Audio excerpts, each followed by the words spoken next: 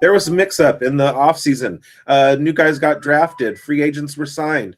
Players have changed hands, changed teams. But who are the risers after all the dust is settled? Who should we be looking at for 2026 to take a step up? We'll talk about that now. Producer, hit that button.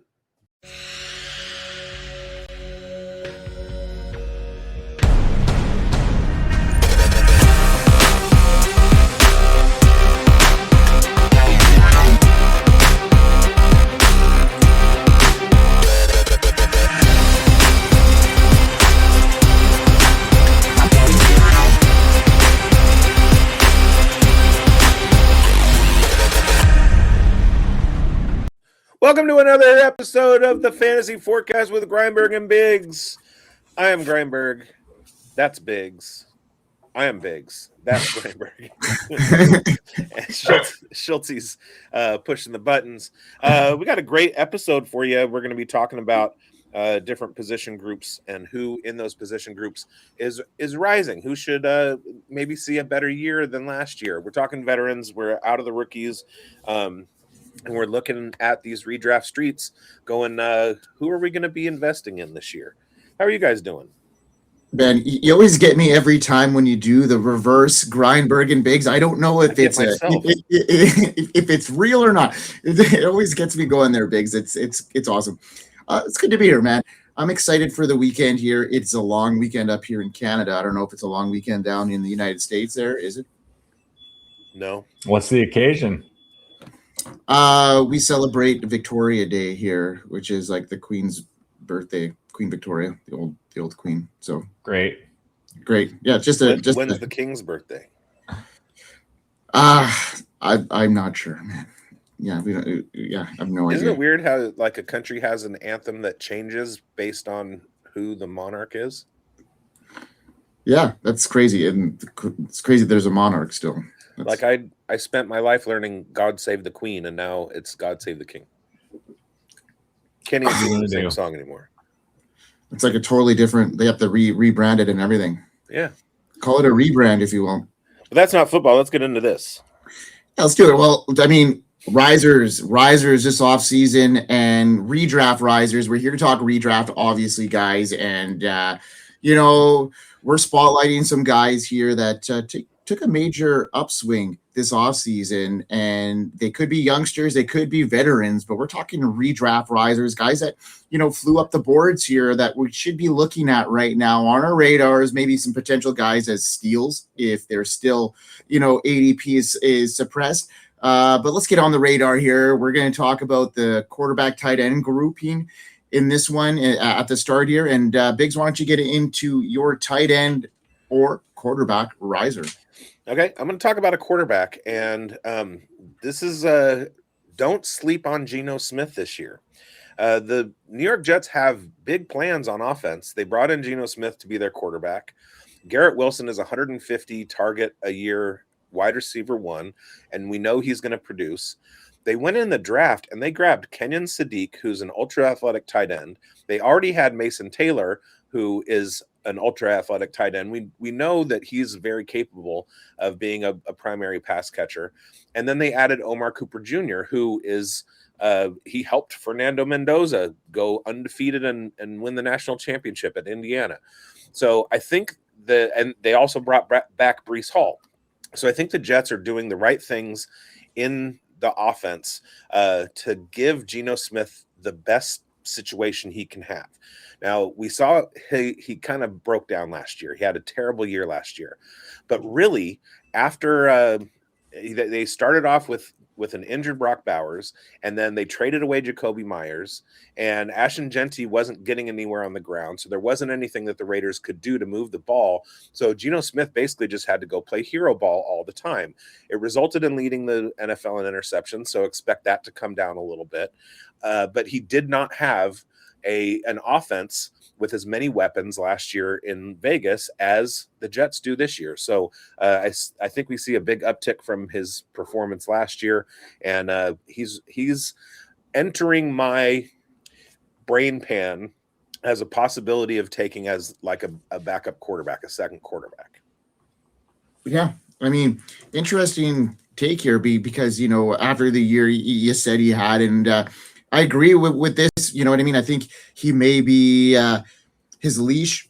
Who knows how long it'll be? I mean, I guess they have Cape Klubnik in their arsenal as well. But I mean, maybe if things, derail really early here, they might give him a shot further on in the season. But I think, Geno Smith's going to have every opportunity to have a take here in this offense. And they just brought in a couple of, weapons here. We know what their potential could be, right?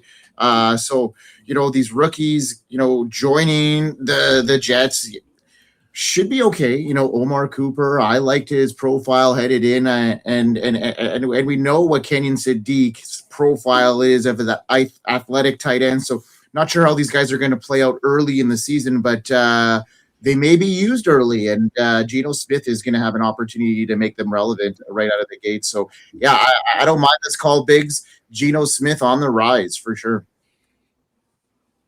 All right. Get into my guy here, who I think is going to be an Ascension product here. I mean, Biggs talked about him a couple of weeks ago, but a lot has changed in the last little while. And I mean, not a ton has changed outside of maybe Jordan Tyson headed over to New Orleans. And, after what we saw from Tyler Shuck last year, I'm looking at him as a second-year gunslinger entering a season as the undisputed starter. He's going to get the full reps. Kellen Moore's explosive scheme, and they're loaded up with a great supporting cast. They brought in Travis Etienne, who's going to be great on the outside zone scheme.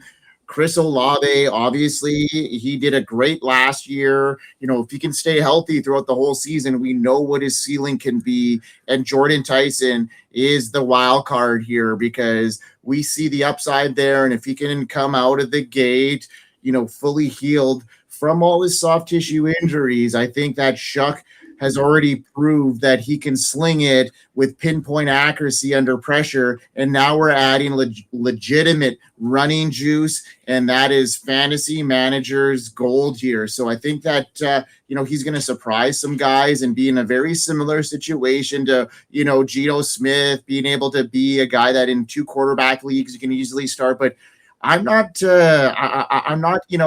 offsetting this, and I think that maybe Tyler Shuck could be a guy that you could stream if you decide to go that route in redraft and decide to punt that position because of the weapons they have around him. 70% almost completion percentage, only 6 interceptions on 327 attempts. And I'm going to project him at probably 22 plus passing touchdowns and maybe some rushing upside too. He doesn't offer a huge amount of rushing upside, but I think he can sneak in for a couple. And that low turnover rate offers a lot of upside here for me. So I like Tyler Shuck year 2, and I think he can, surprise some people down the stretch with the addition of, Jordan Tyson.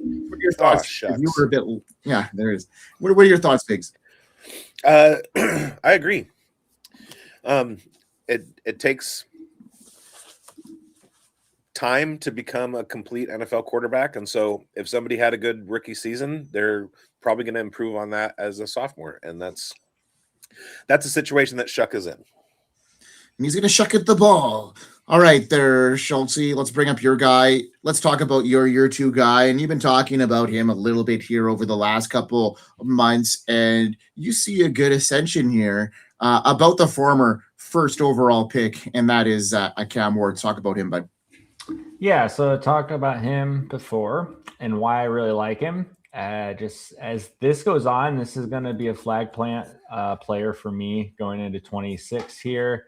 No doubt about it. I just don't see the value on him reaching where I think he's going to go. So there's a big discrepancy on my end there that I will be taking advantage of. I've talked about how I see a lot of similarities here to Trevor Lawrence's rookie year. Just a terrible mess of a situation, horrible coaching, nothing around him. But the film pops. There's just multiple wow throws a game. And you can just tell, like, this guy's got it. Like, he just needs some help. We need a little bit of time. We need some help. And help appears to be on the way for Cam Ward. So I was a big fan before the draft. We go out and we get rid of the coaching staff that was there last year. It was an abysmal coaching job. You go in and bring in Robert Saleh, who I wasn't like super. That's not a needle moving coaching hire for me, especially when we're talking fantasy. But the thing that does move the needle here is Brian Dable. You look at his work with quarterbacks in the past. I mean, brought Josh Allen to life. Like we saw instant fireworks with Jackson Dart here. So I think we're going to see development there right off the bat. You're going to put Cam Ward into some competent coaching, and that's going to be a huge difference. You look at Trevor Lawrence, the moment he stepped in with Doug Peterson, there was some noticeable improvement. Now Doug Peterson failed to adapt and change his ways in the NFL, which led to that fizzling out and the trajectory for Trevor pausing.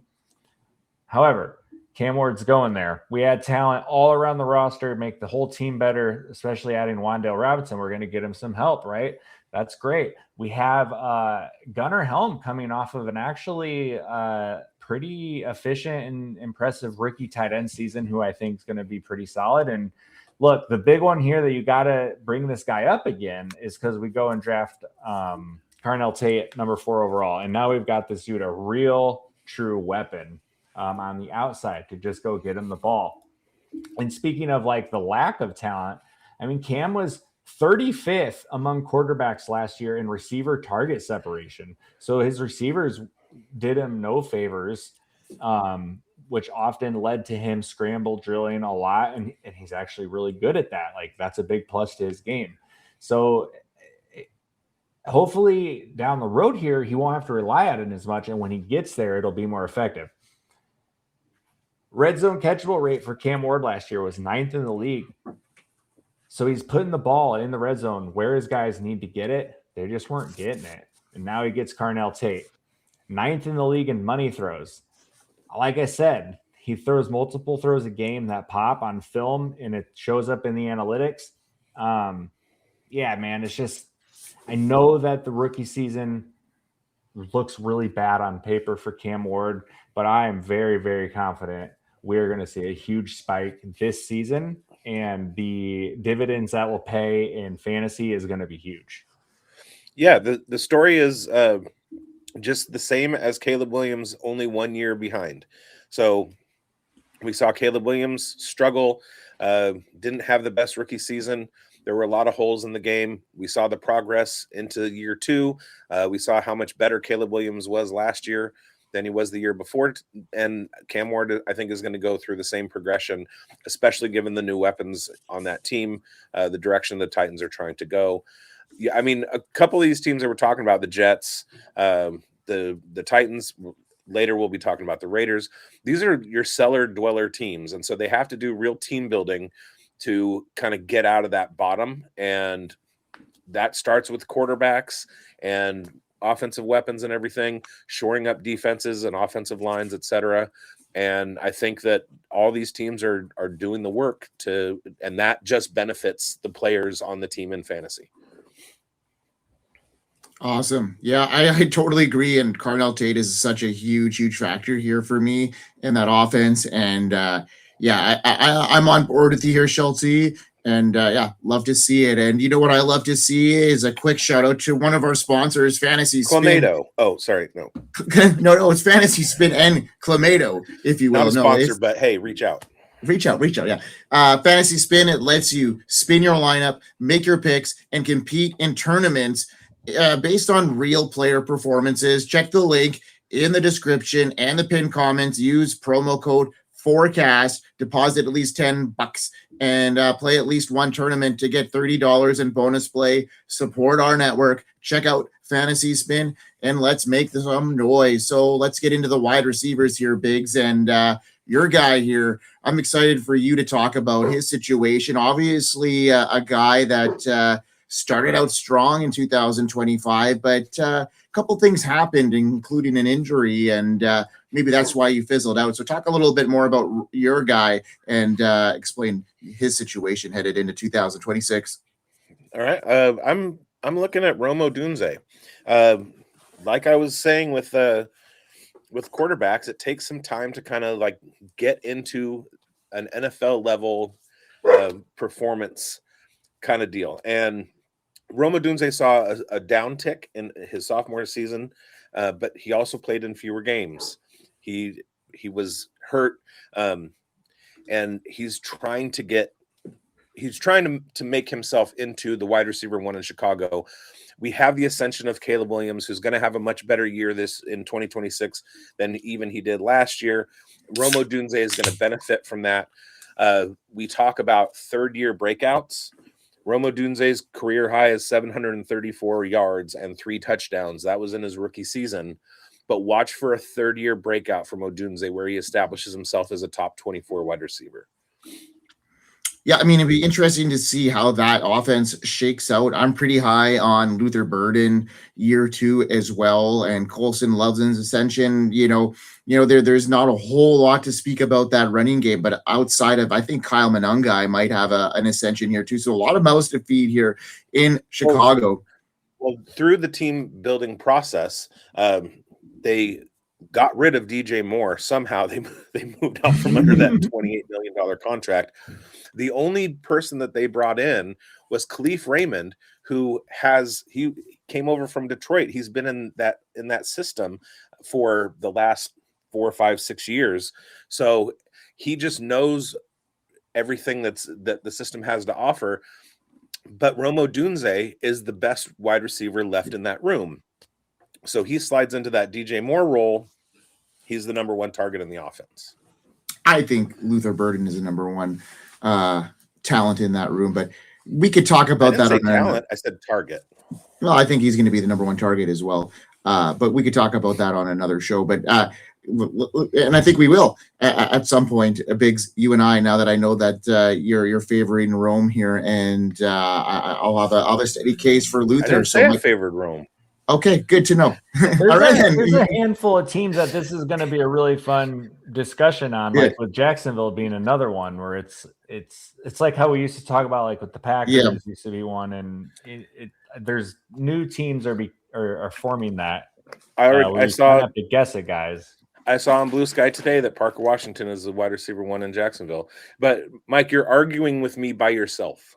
Okay, perfect. All right. Well, the other thing here is we failed to mention one of our sleepers here, Biggs, that also joined the Chicago Bears, the rookie there outside of LSU, or Zavion Thomas. Yeah. And they're talking about him out of the backfield as well. He's not taking anybody's job though. No, I don't think so. But I mean, if he gets an opportunity, you never know. So deep leagues in Dynasty, that's a guy you want to keep your eye on. All right, let's talk about a guy that probably never really comes up a whole lot in fantasy circles. He's only been in the league for 10 plus years, only 10 plus 1,000-year seasons. But how could that be a riser? Well, I'm telling you. Mike Evans is here to remind everybody and the fantasy world why he's been a red zone monster and your weekly staple for over a decade. And now he's in a Shanahan offense that is absolutely tailor-made for his elite skill set after an injury shortened 2025 that limited him to just 8 games, I think it was. The future Hall of Famer lands with the 49ers hungry, motivated, and ready to prove he's far from done at age 32. We know he's got that freakish size, the contested catch dominance, and we're looking at George Kittle, his situation being probably on the bench, healing for a good chunk of the season. There are reports rumored that he may be ready for week 1. I highly doubt that. I think, November is an optimistic assessment there. So what that means to me, them bringing in Mike Evans and not a whole lot of wide receiver help, Ricky Pearsall is yet to show he can be capable. What else do they have? Dejon Stribling, you know what I mean? Christian Kirk. So I think that this is going to be highly concentrated targets, especially red zone targets to Mike Evans. He could see a really big spike in target share here that he hasn't seen in years. So I'm looking at him seeing 65 plus receptions, plus 1,000 yards. I could see him having a Devontae Adams-like season this year as a red zone threat, 14 plus touchdowns. I think he's going to be easily a top 24 wide receiver in 2024. And as long as he can stay healthy and Brock Purdy's on the field, this is a good situation because they're going to have to keep up with the Joneses. They're going to have to keep up with the LA Rams. They're going to have to keep up with the Seattle Seahawks. And I think this is going to be a really, really good situation here for one Mike Evans. Yeah, and if you have the idea in your head that he's going to stop playing at some point in the next couple of years, just remember Jerry Rice played till he was 42. Sorry. Yeah, I love the Mike Evans situation. I've always, you know me, and I know you, and we have done this show for a few years, and we are always high on Mike Evans. And all he has to do is just keep himself healthy and stay on the field, and his skill set does the work, and you benefit in fantasy. Schultzy, I really like your next guy up here. I'm getting him everywhere I can. Redraft, best ball, dynasty. I think this is the new centerpiece of that passing game. And talk a little bit about this guy here. If obviously this man can stay healthy down the stretch, and Bigz is probably going to pipe in here because we know, he hasn't always been a believer of this guy. So I'm interested to see his evaluation after a good year and after you kind of prove your point here, Schultzy. So let's talk. Okay, so I'm with Bigz that I've never really been in on Christian Watson very much in his career. He kind of started to sell me this year when he peaked a few weeks, and I caught him on a few spike weeks in DFS, and is like, okay, like maybe we're starting to get something here. Maybe this connection is starting to finally come to life a little bit. Because he put up the numbers that matched his best, his other seasons. He's got 3 seasons that are right around the same yardage mark, right? Is what I'm trying to say. And in this season that he did it in less games. So like it really started to feel like we really got something developing here with Christian Watson. Like this is really coming to life. The vision the Packers saw when they drafted him. And so you've got that. You've got the fact that Romeo Doubs leaves in free agency. You go trade Dontavian Wicks to the Eagles. They don't bring anybody in to the room. And so it's like we're just kind of left like with who's up next. And I'm not a Matthew Golden guy at all. So for me, like I'm scratching him off. I'll let someone else take him, and I'm good with that. So give me all the Christian Watson, like you said. So you've got the ascension, like the upward trajectory that I think is happening, on the field in front of our eyes. You've got a potential huge step in opportunity. But then you look at the last season here, and the efficiency is off the freaking charts. Okay. First, fantasy points per route run, 5th. Fantasy points per target, 2nd. First downs per route run, 10th. Yards per route run, 4th. Yards per target, 4th. Yards per catch, 4th. So a top 10 receiver in a ton of efficiency metrics. Now this came on 35 catches or whatever. Yeah, 35 catches, 55 targets. Volume wasn't quite there, which is why I look at what happened to the wide receiver room, and you have to project that volume to take a huge step up. Now, is this top 10, mostly top 5 efficiency gonna repeat if you extrapolate this out to, 100 targets? No, it's not. But you don't need it to. Like, even if it takes he goes down to 15th in a lot of these metrics, but you pull it out to 100 targets, it's going to be a massive boom for Christian Watson. I just don't see a world where this doesn't pay out if he doesn't get hurt. And we've talked a lot about, like, you just can't worry about that. Just don't, like, I'm guilty as charged with Chris Olave last year. And like, I'm learning that lesson. Like, just don't worry about that, because people get hurt. Everybody gets hurt. If Christian Watson doesn't get hurt, he's going to blow up, man. Absolutely, 100% agree. I don't trust Jaden Reed, but I do I do like the vacuum, the target vacuum that was left by Dobbs and Dontavian Wicks leaving. I think in Green Bay this year, it's going to be the Tucker Kraft show, but I've never had a problem with Watson's talent. It's just that we're entering season 5 and he's played 14, 9, 15, and 10 games. Maybe that means he gets into 15 this year and has like a career target max. I love the investment, especially in redraft when you're drafting this kid at like your fifth or fourth, fifth, sixth wide receiver. Absolutely smash that button. Get your lineup sorted with your starting wide receivers and your flex, and then grab Christian Watson because he'll be there because nobody's banking on him. And anytime he's on the field, he's going to have a spike game. So I love the call. I love this call too. I love it, Schultzy and Bigz. I'm glad you're on board here because we were pretty skeptical of him, the soft tissue injuries for years, and now the Ascension. Even we can change our minds at times, and that's great that we're evolving as well. So yeah, we know where there's an opportunity, and Christian Watson's there. Great call, Schultzy. Do you need anything to add to that? You were about to speak up. Yeah, I was just gonna say what Bigz brought up about where you can draft him, I think is the biggest factor here, and I didn't mention that. Like, let's say he's getting drafted as like a strong like wide receiver 3. I don't know if I'm in. Like, I might have some interest. I'm not going to be pounding the table for him if he's getting drafted with some of those guys, right? But like he said, if you're getting him as a backup wide receiver, that's where I am. I'm going to jump on the tables for him. Love it.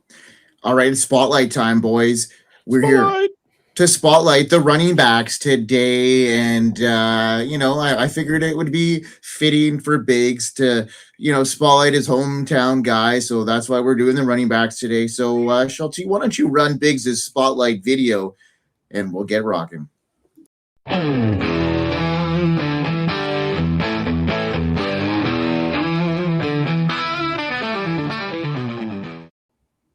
don't know if you knew this, Mike, but my hometown is not Las Vegas.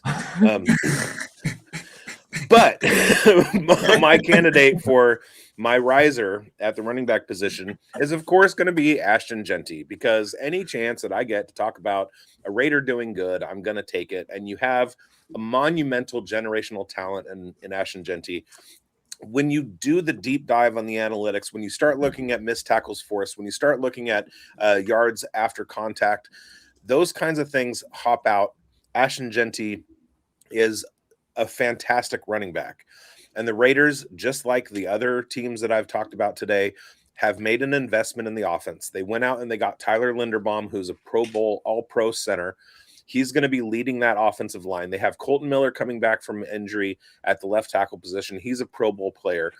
Jackson Powers-Johnson is still trying to find his way in the NFL. He's moving to right guard, and when he was at Oregon as a senior in college, he won the award in the NCAA for being the best center. So we know that he can play offensive line. DJ Glay is on the right tackle spot. He is more of a pass protection tackle, but he's okay in the run game. They're beefing up the offensive line. They're making it a priority. Ashton Jeanty's yards before contact last year were some of the worst in the league because of the terrible play of the Raiders offensive line and the terrible coaching of Chip Kelly and Brendan, what's his name? Brendan Carroll. So it is only going to be wheels up for Ashton Jeanty. Last year, he came 25 yards short of 1,000 yards rushing. He only got into the end zone 5 times. He had 55 catches. So he brings that element of being able to have the passing game down. He had 5 touchdowns as a receiver. So we're looking like if this kid can get to double-digit touchdowns on the ground to go with 5-6 touchdowns through the air and get those numbers into the 12 to 1,400 yard range, he's going to be in competition for top 4 running back. And I see that happening as early as this year. I see that happening as well as early this year, Biggs. I'm right on ball with you here. I think, last year was a all the things that could have gone wrong went wrong for him. And I think now things are really lining up for Ashton Jeanty to be, a league winner, because you're going to get him probably, at the back end of the top running backs, the top 10. I think, some guys are going to be worried about their situation in redraft, but not me. I like Clint Kubiak. We see what he could do for running backs as long as he doesn't split this backfield with the incumbent Mike Washington, which I don't see that happening. I just see that, Ashton Jeanty's talent is going to just rise above.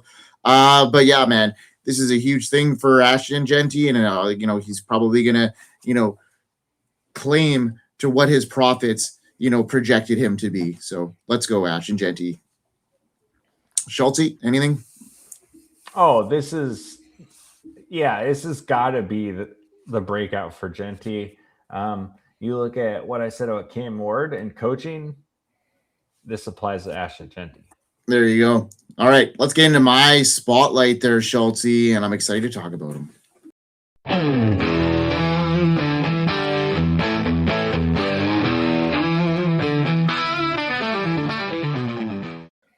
All right, so my spotlight tonight, folks, is Javonte Williams, and he finally broke out in a pretty huge way in 2025 with the Cowboys and enters 2026 as a locked-in, clear-cut lead back with contract stability, massive fantasy appeal after years of patience through injury recovery. He showed up with the vision, the burst, the receiving chops, and the finishing ability that made him a high draft pick coming out of college, delivering strong RB2 numbers with legitimate top 12 upside on a per-game basis.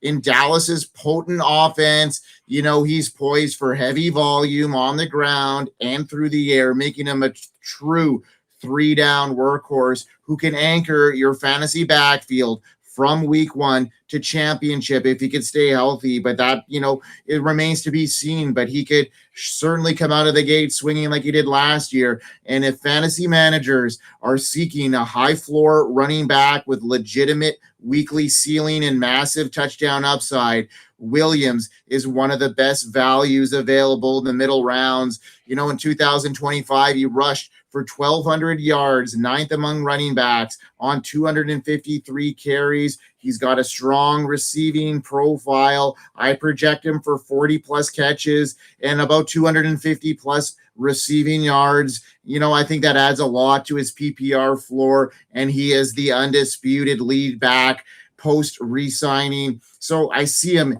same usage, good consistency with RB1 spike weeks.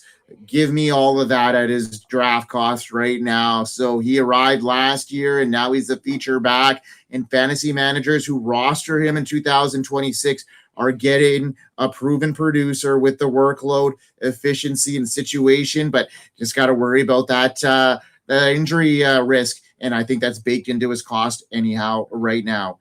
Anybody out on Javonte this year? Absolutely not. Welcome to year 6. Javonte Williams as the Cowboys' primary running back with no competition in the room. They didn't draft a high ceiling guy. They're still running with Jaden Blue and Phil Maffa, rookies from last year. Javonte Williams is the dude. I love this situation. So I talked about Ashton Jeanty. Well, they brought in Mike Washington, who we've seen the athleticism from Mike Washington. You have other running back situations where they brought in guys to kind of like load the room. And they have, not necessarily competition. Like Jeanty is still the guy, but Mike Washington might leech some carries.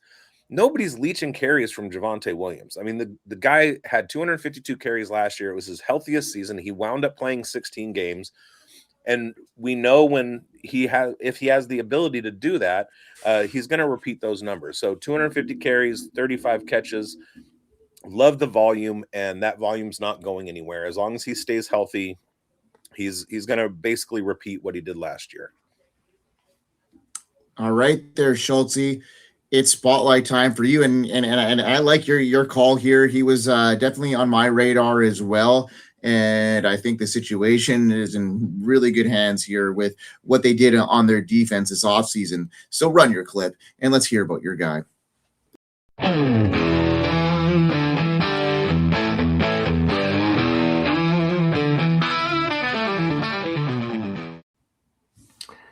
right, it is David Montgomery time. So we have got David Montgomery coming over to Houston from the Lions. And look, man, this is just an opportunity, call.